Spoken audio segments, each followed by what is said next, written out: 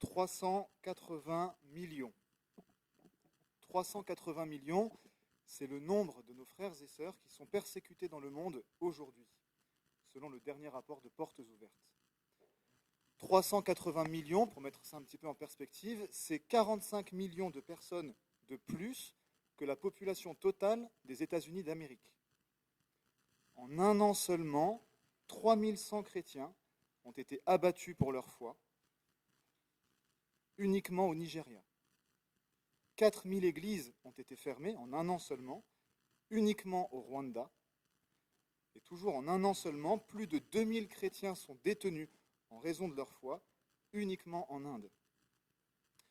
Les forces du mal sont donc bien actives aujourd'hui. Le dragon, la bête qui monte de la mer, la bête qui monte de la terre, se déchaînent bel et bien contre les fidèles du Christ, conformément à ce que nous avons lu dans les dimanches précédents, dans les chapitres 12 et 13 de l'Apocalypse. Alors ces données et les vies qui se cachent derrière posent question: si la foi coûte tant, pourquoi croire? Et face à la menace de tout perdre, comment persister dans sa foi? Alors Dieu, dans sa grâce, nous en donne réponse à travers les deux visions suivantes que reçut l'apôtre Jean et que nous allons lire aujourd'hui. Je vais simplement remettre ce moment dans la prière. Seigneur notre Dieu, nous te sommes reconnaissants de ce que tu nous donnes aujourd'hui à nous en France, la liberté de pouvoir nous réunir en sécurité pour ouvrir ta parole. Nous te prions de disposer favorablement nos cœurs pour que nous soyons réceptifs à ce que tu as à nous dire et que tu puisses, par ton esprit, nous transformer par ta parole. Amen. Alors nous ouvrons donc aujourd'hui le chapitre 14 du livre de l'Apocalypse et nous allons lire successivement les deux visions qui nous intéressent aujourd'hui, c'est-à-dire les versets 1 à 13, donc du chapitre 14, ça va s'afficher, et je lis dans la version Summer. Alors, je vis l'agneau qui se tenait debout sur le mont Sion, et avec lui les 144 000 qui portent son nom et le nom de son Père inscrit sur leur front. J'entendis une voix qui venait du ciel et qui résonnait comme de grandes eaux, comme le grondement d'un coup de tonnerre violent. C'était comme le son d'un orchestre de harpistes jouant de leurs instruments. Tous ces gens chantaient un cantique nouveau devant le trône, devant les 4 êtres vivants et devant les représentants du peuple de Dieu. Et ce cantique, personne ne pouvait l'apprendre, excepté les 144 000, les rachetés de la terre. Ce sont ceux qui ne se sont pas souillés avec des femmes, ils sont restés vierges. Ils suivent l'agneau partout où il va. Ils ont été rachetés d'entre les hommes pour être offerts comme des premiers fruits à Dieu et à l'agneau. Il ne s'est pas trouvé de mensonge dans leur bouche. Ils sont irréprochables. Ensuite, je vis un autre ange volant au zénith. Il avait un évangile éternel à annoncer à tous les habitants de la terre, à toute nation, toute tribu, toute langue et tout peuple. Il criait d'une voix forte: « Craignez Dieu et donnez-lui gloire, car l'heure a sonné où il va rendre son jugement. Adorez donc celui qui a fait le ciel, la terre, la mer et les sources. » Un second ange le suivit, disant: « Elle est tombée, la grande Babylone est tombée, celle qui a fait boire à tous les peuples le vin de sa furieuse prostitution. » Un troisième ange les suivit, proclamant d'une voix forte: « Celui qui adore la bête et son image, et qui accepte de recevoir sa marque sur le front et sur la main, devra aussi boire du vin de la fureur de Dieu. Ce vin lui sera versé pur dans la coupe de la colère divine, et il souffrira des tourments dans le feu et le soufre, devant les saints anges et devant l'agneau. La fumée de leurs tourments s'élèvera à perpétuité. Quiconque adore la bête et son image, quiconque accepte la marque de son nom ne connaîtra aucun repos, ni de jour, ni de nuit. C'est là que les membres du peuple saint, ceux qui obéissent au commandement de Dieu et vivent selon la foi en Jésus, doivent faire preuve d'endurance. Puis j'entendis une voix venant du ciel et me dire: « Écris, heureux dès à présent ceux qui meurent unis au Seigneur. Oui, dit l'Esprit, car ils se reposent de toute la peine qu'ils ont prise, et ils seront récompensés pour leurs œuvres. » Amen. Regarder un obstacle, c'est l'un des moyens les plus sûrs pour rentrer dedans. Et à l'inverse, donc, un des meilleurs moyens pour éviter de rentrer dans un obstacle, c'est de l'éviter du regard. On nous enseigne notamment cela quand on apprend à conduire et que le moniteur d'auto-école nous explique qu'il faut regarder là où on veut aller. On appelle cela le principe de fixation de cible. Et d'ailleurs, c'est un principe qui se vérifie au-delà de la conduite. Le funambule, par exemple, a tout intérêt à regarder droit devant lui, là où il veut se diriger, et à surtout pas regarder ses pieds au moment où il traverse. Autrement dit, l'orientation de notre regard détermine l'orientation de notre action. Ce que nous regardons a une influence sur ce que nous faisons. Si la foi coûte tant, pourquoi croire et comment continuer à croire ? Dieu nous invite ici à ne pas attarder nos regards sur les bêtes terrifiantes à bien des égards du chapitre 13, ou sur la marge de manœuvre qui leur est souverainement laissée pour un temps, mais plutôt à porter nos regards plus haut, plus loin, plus en profondeur. Dans notre passage, l'apôtre Jean met en parallèle 3 antagonismes qui contrastent chaque fois nettement l'un avec l'autre et qui chaque fois appellent l'orientation de notre regard. Alors tout d'abord, plutôt que d'orienter notre regard sur les bêtes, je le disais, Dieu nous invite à regarder le Christ, l'agneau de Dieu. Alors en effet, quand on passe au chapitre 14, Jean passe de la vision terrifiante des 2 bêtes à celle majestueuse, magnifique, de l'agneau debout sur le mont Sion. Quel premier contraste! Alors que la bête qui monte de la terre portait 2 cornes semblables à celles d'un agneau, mais elle parlait comme un dragon, l'agneau sur le mont Sion, lui, est l'agneau véritable, celui qui s'est sacrifié pour notre salut, celui-là même qui seul a pu ouvrir le livre scellé de 7 sceaux, celui-là même devant qui la cour céleste et la création se prosternent et chantent les louanges en acclamant sa puissance et sa gloire, ce qu'on a pu lire dans les premiers chapitres du livre de l'Apocalypse. Celui-là même qui est au milieu du trône, Dieu le Fils lui-même. Alors Jean le voit à présent debout. Autrement dit, l'agneau égorgé est bien vivant, il est debout. Le Christ, vraiment mort, est vraiment ressuscité. Alors que la bête qui monte de la mer semblait avoir été égorgée, l'agneau, lui, l'est véritablement. Mais alors que la bête n'a eu besoin que d'être guérie, l'agneau est pleinement ressuscité. Satan a beau faire tous les efforts qu'il peut pour singer Dieu, il ne sera jamais rien d'autre qu'un piètre imitateur, un illusionniste, un imposteur. Alors que la bête est sur le sable, l'agneau, lui, se tient debout sur le roc du mont Sion. Dans l'Ancien Testament, Sion est associé à la présence de Dieu, à l'onction du roi messianique et au salut. L'agneau qui se tient debout sur le mont Sion est donc revêtu de la puissance de Dieu, Dieu lui-même. Il règne, il est victorieux sur le mal, sur le péché, tandis que la bête, elle, est déjà vaincue et ne peut agir que dans les limites fixées d'avance et souverainement par Dieu. Mais l'agneau n'est pas seul sur le mont Sion. Avec lui se trouvent les 144 000 qui portent son nom et le nom de son Père inscrits sur leur front. Donc on retrouve là les 144 000 du chapitre 7, l'Église militante, le reste fidèle demeuré sur la terre, en infériorité numérique, certes, surtout en comparaison de tous les habitants de la terre qui adorent la bête. Ce reste paraît ainsi parfois bien faible et fragile, surtout face aux terribles forces qui s'en prennent à lui, mais il est marqué du sceau de Dieu. Après le contraste donc entre la bête et l'agneau, le texte nous livre donc un deuxième contraste qui appelle là aussi notre regard, un contraste entre les 144 000 et ceux qui portent la marque de la bête. Autrement dit, nous portons tous une marque, et il n'y a que 2 alternatives. Soit nous sommes avec Christ, marqués de son nom, soit nous sommes contre lui, marqués par la bête. Il n'y a que 2 camps, la lumière ou les ténèbres, et aucune troisième voie n'est envisageable, aucune neutralité n'est possible.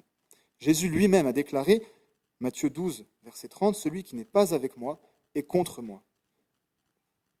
Les 144 000 représentent donc le peuple de Dieu resté sur terre, mais notez, je l'ai dit, ils ne sont pas seuls, ils sont sur le mont Sion avec l'agneau. On peut sûrement y voir là un signe que bien qu'encore sur terre, ils sont déjà au bénéfice de certaines de leurs bénédictions célestes en Christ. Bien qu'encore sur terre, encore en proie au mal et à la souffrance, encore la cible du dragon et de ses bêtes, les fidèles de Jésus sont déjà sauvés, déjà vainqueurs, déjà unis à lui et au bénéfice de son œuvre. Rappelez-vous, au chapitre 3, Jésus lui-même disait à l'ange de l'église de Philadelphie, je cite, « Du vainqueur, je ferai un pilier dans le temple de mon Dieu, et il n'en sortira plus jamais. Je graverai sur lui le nom de mon Dieu et celui de la ville de mon Dieu, la nouvelle Jérusalem, qui descend du ciel d'auprès de mon Dieu. » On peut faire ici le parallèle avec Sion. « Ainsi que mon nom nouveau. » Les 144 000, donc, sur le front desquels se trouve le nom de l'agneau et de son Père, portent donc la marque de leur victoire, déjà acquise en Christ. Ils ont à faire face au dragon et à ses bêtes, certes, mais Christ est présent au milieu d'eux, il prend soin d'eux, il les conduit et il partage sa victoire. Remarquez également que depuis le chapitre 7, tous les 144 000 sont présents, il n'en manque aucun. Ainsi, à la suite du chapitre 13, l'Église n'est pas anéantie, mais soigneusement préservée dans son entièreté au milieu de ses épreuves. Alors Jean présente quelques versets plus loin les 144 000 comme rachetés d'entre les hommes pour être offerts comme les premiers fruits à Dieu et à l'agneau. Le peuple de Dieu est ainsi mis à part pour lui, il lui est entièrement consacré comme la meilleure part de la récolte que l'on offre à Dieu. Les 144 000, l'Église militante, sont précieux aux yeux de Dieu et ils font son délice. Mais Jean ne voit pas seulement, ce n'est pas le seul sens qui est mobilisé dans notre texte, il entend également. Il entend une voix du ciel, laquelle résonne à la fois comme de grandes eaux, comme le grondement d'un coup de tonnerre violent, ce qui évoque les voix précédemment entendues par Jean du Christ et de ses anges, et qui marque donc le caractère céleste de ce qu'il entend. Mais cette voix sonne également comme le son d'un orchestre de harpistes. Alors rappelez-vous, au chapitre 5, alors que l'agneau prend le livre scellé de 7 sceaux, les 4 êtres vivants et les 24 vieillards avaient chacun une harpe et ils chantaient déjà un cantique nouveau. Alors l'imagerie du cantique nouveau est bien connue des lecteurs de l'Ancien Testament. Elle évoque notamment la louange pour la victoire de Dieu sur l'ennemi, ainsi qu'on le voit par exemple dans plusieurs psaumes. Et la Bible nous apprend que cette victoire a déjà eu lieu par l'œuvre du Christ à la croix, comme nous le rappelait notamment le chapitre 12. Les 144 000, donc, sont déjà rachetés et louent Dieu pour sa victoire, déjà remportée sur le péché et la bête. Alors ce chant vient d'en haut, et il faut par là certainement comprendre que c'est l'Église triomphante, cette fois-ci, donc les chrétiens dans l'état intermédiaire, qui l'entonnent. Mais c'est bien l'Église militante, les chrétiens sur la terre, qui seule peut apprendre ce chant. Alors le mot grec qui est traduit ici par apprendre peut également se traduire par entendre, saisir, comprendre. Et donc les 144 000 sont les seuls à pouvoir bénéficier de la compréhension de ces réalités célestes et de l'espérance qui est la leur. Ils sont les seuls à qui il est donné de porter le regard plus en profondeur. Leur connaissance de ce cantique nouveau contraste, là encore, avec les louanges des habitants de la terre adressées à la bête au chapitre précédent.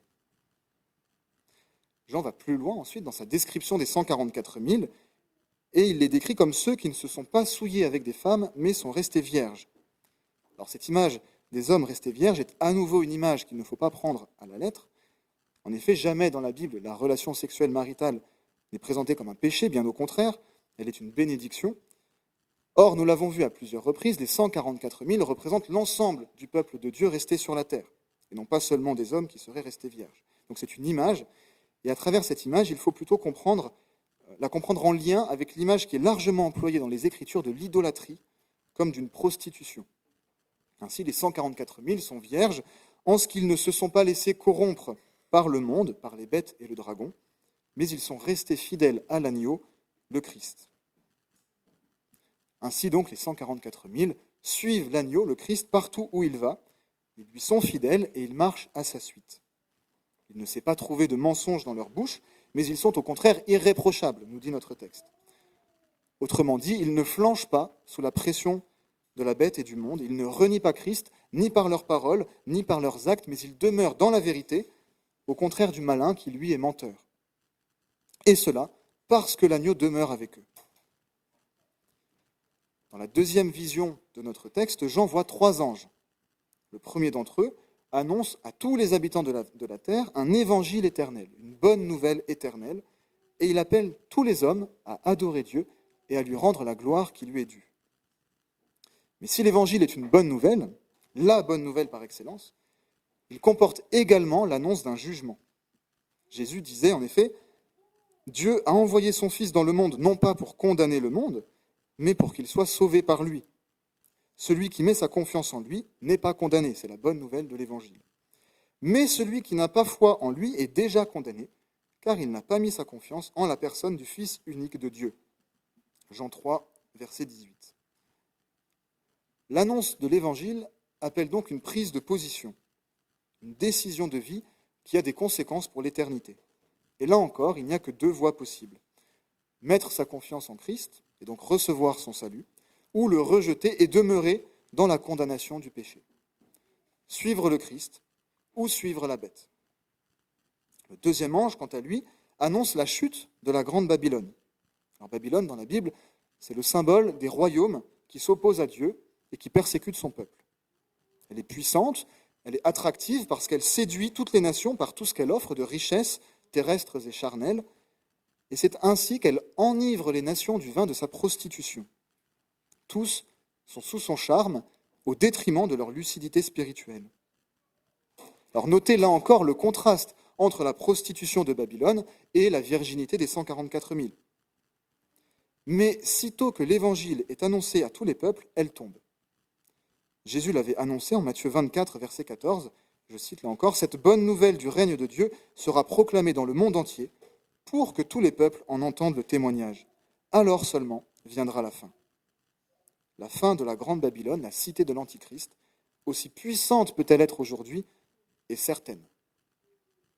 Le troisième ange, enfin, annonce le sort de ceux qui attend ceux qui adorent la bête et son image, ceux qui ont accepté de recevoir sa marque. Ils subiront le terrible jugement de Dieu. Un jugement qui s'élève à perpétuité, sans aucun repos, un jugement éternel. Donc. Le texte parle de la fureur de Dieu, donc un terme particulièrement fort, et évoque le feu et le soufre qui, depuis l'épisode de Sodome et Gomorrhe, symbolisent le jugement. C'est la réalité de l'enfer qui nous est ici dépeinte. Alors contrairement à ce qu'on s'imagine souvent, je crois que l'imagerie du feu n'est pas forcément à prendre au pied de la lettre, mais simplement pour ce qu'elle représente. Les tourments évoqués par le texte appellent plutôt, il me semble ainsi qu'à d'autres, des souffrances avant tout psychologiques et spirituelles, des pleurs et des grincements de dents, peut-on lire ailleurs, c'est-à-dire le remords terrible et éternel que vont éprouver ceux qui souffriront devant les saints anges et devant l'agneau, comme le précise notre texte. Il est utile peut-être de se rappeler qu'à l'époque où Jean rédige son Apocalypse, de nombreux chrétiens ont été livrés aux bêtes dans les arènes, pour le plus grand plaisir des foules et uniquement en raison de leur foi. Les rôles, un jour, s'inverseront, et les damnés ne pourront que reconnaître l'étendue de leurs péchés, ainsi que la seigneurie de celui qu'ils auront toujours rejeté. Pas forcément une souffrance physique, donc, mais plutôt une souffrance psychologique qui n'en est pas moins terrible, je crois. Alors comment un Dieu d'amour peut-il juger aussi sévèrement, se demande-t-on parfois. Je crois que la question est mal posée, et je crois qu'il est plus juste de la poser comme ceci. Comment un Dieu d'amour pourrait-il ne pas juger aussi sévèrement le péché ? Dieu est un Dieu de justice et de sainteté tout autant qu'il est un Dieu d'amour. Et heureusement, sans quoi nous aurions un Dieu un petit peu gentil, qui ne prendrait pas le mal et la souffrance au sérieux. Mais le mal est une horreur infâme aux yeux de Dieu, et il ne peut, dans sa sainteté, dans sa justice, le laisser impuni. Le 13 avril dernier, donc il n'y a pas si longtemps que ça, plus de 40 personnes ont été tuées dans une attaque menée par des militants extrémistes et visant une communauté chrétienne du Nigeria. Alors, je cite l'article de Portes Ouvertes, « Parmi eux des hommes, mais aussi une femme enceinte, des enfants et des personnes âgées ont été égorgés, brûlés vifs ou tués par balles. » Et ce n'est malheureusement qu'un exemple parmi beaucoup, beaucoup d'autres. Alors je crois que nous pouvons louer Dieu de ce qu'un jour il rétablira la justice. La justice de Dieu participe de sa gloire et elle s'inscrit dans son amour. C'est notamment parce qu'il aime profondément ces 380 millions de nos frères et sœurs qui souffrent terriblement aujourd'hui en son nom qu'il leur assure qu'il rendra justice. Et l'assurance que Dieu rendra justice permet, je crois, l'exercice de notre amour. Nous pouvons nous réjouir de la perspective de la justice divine, mais ça ne doit pas nous empêcher pour autant de prier pour nos ennemis, ou de les aimer comme Dieu nous le commande. Et là aussi, je crois que nos frères et sœurs persécutés sont bien souvent un exemple fabuleux à cet égard. Nous devons manifester notre amour même à ceux qui en veulent à notre intégrité et prier le Seigneur qu'un jour il leur donne de sortir eux aussi de leur aveuglement spirituel, comme il l'a fait pour nous. Et c'est en ce sens que nous devons œuvrer en partageant l'Évangile autour de nous. Et je crois que nous pouvons faire tout cela parce que nous sommes assurés que Dieu rendra justice. Cette assurance nous libère d'avoir à le faire nous-mêmes. Nous n'avons pas à rendre justice nous-mêmes, et en cela, nous sommes disponibles pour aimer nos ennemis. Alors oui, les tourments de l'enfer sont terribles, mais ils sont justes parce que Dieu est un Dieu de justice.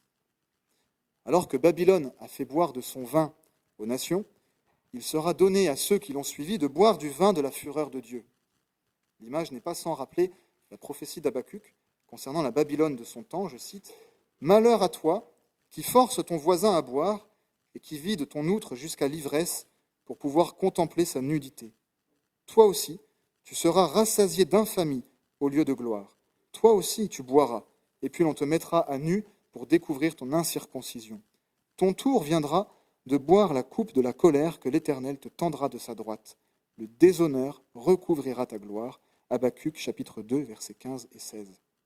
« Comme ils ont bu, ils boiront », disait encore le prophète Abdias. On voit ici que le jugement de Dieu est conforme à la transgression, parfaitement approprié. Dieu n'est pas un Dieu sadique, mais juste. Et d'ailleurs, finalement, l'enfer n'est rien d'autre que la continuité logique de l'idolâtrie, son plein aboutissement dans l'éternité, c'est-à-dire l'accomplissement d'une vie sans Dieu, l'unique source de vie et de bénédiction.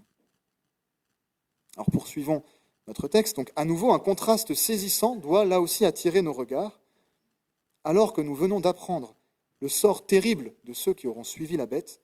Voici ce qui est dit de ceux qui auront suivi l'agneau. Heureux, dès à présent, ceux qui meurent unis au Seigneur. Oui, dit l'Esprit, car ils se reposent de toute la peine qu'ils ont prise, et ils seront récompensés pour leurs œuvres. Heureux ceux qui meurent. Voilà une bien étrange béatitude.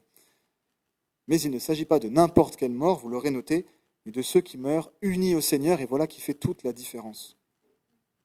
Le sort de ceux qui suivent l'agneau n'est pas fait de tourments éternels, mais du repos éternel, lui aussi, de toute la peine qu'ils ont prise auprès de Dieu, où l'agneau essuiera toute larme de leurs yeux. Aujourd'hui, l'Église militante est persécutée par le dragon et ses bêtes, tentée par la grande Babylone, en situation de faiblesse et de vulnérabilité aux yeux du monde, mais ces souffrances ne sont que temporaires, et elle sera récompensée par Dieu pour sa persévérance et sa fidélité, et sa gloire sera éternelle. A contrario, la gloire du règne de l'Antichrist est temporaire, illusoire, et ses souffrances et les souffrances de ceux qui le suivent seront éternelles et terribles. Si la foi coûte tant, pourquoi croire et comment continuer à croire ? Notre question était déjà celle des premiers lecteurs de l'Apocalypse de Jean. Rappelons-nous qu'au temps de Jean, les chrétiens de Rome, quelques années plus tôt, avaient déjà subi une forte persécution de l'empereur Néron, qui en aurait notamment érigé un certain nombre en torches vivantes dans ses jardins. Nombreux sont ceux également qui, je le disais, ont été jetés aux bêtes dans les arènes. Du temps de Jean, les persécutions étaient certainement moins violentes, mais plus insidieuses. Les chrétiens, s'ils refusaient de prendre part au culte de l'empereur et aux diverses orgies associées par exemple, étaient ostracisés, exclus de la vie économique et sociale, et ça pouvait leur coûter très cher. Dans les décennies qui suivirent la rédaction de l'Apocalypse de Jean, d'autres persécutions violentes ont continué de fondre sur l'Église des premiers siècles. Si la foi coûte tant, pourquoi croire et comment continuer à croire ? Le texte d'aujourd'hui offre une réponse en 3 temps, je crois, lesquels correspondent aux 3 grands contrastes que nous avons relevés. Le dernier contraste, nous venons de le voir, porte sur le sort de ceux qui suivent la bête et le sort de ceux qui suivent l'agneau. Jouissance temporaire et souffrance éternelle pour les uns, souffrance temporaire et jouissance éternelle pour les autres. Le sort des adorateurs de la bête me semble avoir ici 2 fonctions. D'abord, peut-être celle de repoussoir. La perspective du jugement éternel peut donner une raison de croire, dans l'espoir d'y échapper, mais aussi, et peut-être surtout, une fonction de consolation. Justice sera rendue comme il se doit, Le sort des adorateurs de l'agneau est quant à lui un puissant encouragement à la persévérance. Nous sommes appelés à porter nos regards sur les conséquences éternelles de notre positionnement d'aujourd'hui. Alors je l'ai dit, il n'y a que deux issues, il n'y a que deux alternatives qui s'offrent à nous, et c'est là justement notre deuxième contraste. D'un côté, ceux qui suivent la bête, qui chantent ses louanges et qui reçoivent sa marque. De l'autre, ceux qui suivent l'agneau, qui chantent le cantique nouveau et portent son nom et le nom de son Père. Les uns sont ivres du vin de la grande Babylone, les autres, à qui il est donné de porter un regard spirituellement lucide, sont sur le mont Sion, avec le Christ qui leur a acquis la victoire. Là encore, voilà une raison de persévérer et un puissant encouragement. La victoire de l'agneau nous est acquise et il est présent au milieu de nous. Le premier contraste de notre texte, enfin, à la lumière du chapitre précédent, c'est celui entre les bêtes, pleines d'illusions et vouées à la défaite, et l'agneau, divin, victorieux, qui règne. Voilà encore une raison de croire. En croyant, nous suivons un meilleur maître, infiniment meilleur. Et c'est sur lui que nous devons porter constamment nos regards. Deux maîtres donc, deux camps et deux destinées. Trois contrastes et autant de raisons de croire et de continuer à croire, même quand la foi coûte tant. Alors à ceux qui n'ont pas encore rallié le camp de l'agneau, il est encore temps. L'évangile éternel est aujourd'hui prêché à tous les habitants de la terre, à toute nation, à toute tribu, toute langue et tout peuple. C'est ce que nous dit notre texte. Et en le disant, il reprend ce qui était écrit au chapitre 13, c'est-à-dire qu'en fait ces catégories-là sont exactement celles qui aujourd'hui adorent la bête. Quiconque reconnaît ses fautes devant Dieu et croit que le Christ a payé pour lui à la croix, se voit accorder le pardon de Dieu qui lui ouvre grand les portes de sa présence. À nous qui sommes déjà au bénéfice de son immense grâce, notre foi nous engage. Notez que les 144 000 sont appelés à vivre pleinement leur foi, à la mettre activement en pratique dans le concret de leur quotidien. C'est pour ça qu'ils sont ceux dont il est dit qu'ils ne se sont pas souillés avec les prostitutions de la bête, mais qu'ils sont restés vierges. C'est pourquoi ils sont ceux en qui il ne se trouve pas de mensonge, parce qu'ils sont restés fidèles à l'agneau. Ils sont ceux qui doivent obéir au commandement de Dieu et vivre selon la foi en Jésus, en devant faire preuve d'endurance. Telle est notre part, si nous voulons suivre l'agneau, résister, obéir, demeurer fidèles dans la foi, intègrement et intégralement, quoi qu'il en coûte, constamment et sans compromis. Alors Dieu merci, pour ce qui nous concerne, notre foi ne nous met pas en danger, ne met pas nos vies en danger en tout cas, mais il peut néanmoins parfois être difficile pour nous de l'assumer. Combien de fois, personnellement, n'ai-je pas tué ma foi par peur d'être jugé, comme quelqu'un de bizarre, d'être mis à part? Ce fut un vrai combat dans ma jeunesse, et ce n'est pas toujours facile non plus dans certains contextes encore aujourd'hui. Assumer ce que nous croyons, par exemple, du péché, du jugement, ou de l'unique vérité de l'Évangile, peut nous coûter socialement, dans un contexte où on érige une certaine compréhension de la tolérance comme un étendard indiscutable. Être conséquent avec ce que nous croyons peut également nous empêcher d'accéder parfois à certaines facilités bien tentantes. Mais Dieu attend de nous que nous persévérions fidèlement. Et il nous invite pour cela à porter nos regards sur ses promesses de repos, de joie et de paix en sa présence, avec l'assurance de sa justice, l'assurance que notre victoire est déjà acquise, déjà scellée, et que nous en sommes déjà au bénéfice. Alors qui d'entre nous peut prétendre être assez fort pour tenir face à la persécution, face à la tentation? Et Dieu soit loué, nous ne sommes pas laissés à nous-mêmes. L'agneau est avec nous, debout sur le mont Sion. Et c'est sur lui que nous devons porter, fixer nos regards. Nous lui appartenons, il nous a rachetés à grand prix et nul ne pourra nous ravir de sa main. C'est là la part de Dieu, laquelle rend possible notre résistance, notre obéissance et notre endurance. Non par nos forces, mais en lui. Jésus lui-même nous l'a dit, « Je suis moi-même avec vous chaque jour jusqu'à la fin du monde » Matthieu 28, 20. Ou encore, « Dans le monde, vous aurez à souffrir bien des afflictions, mais courage, moi, j'ai vaincu le monde » Jean 16, 33. Amen.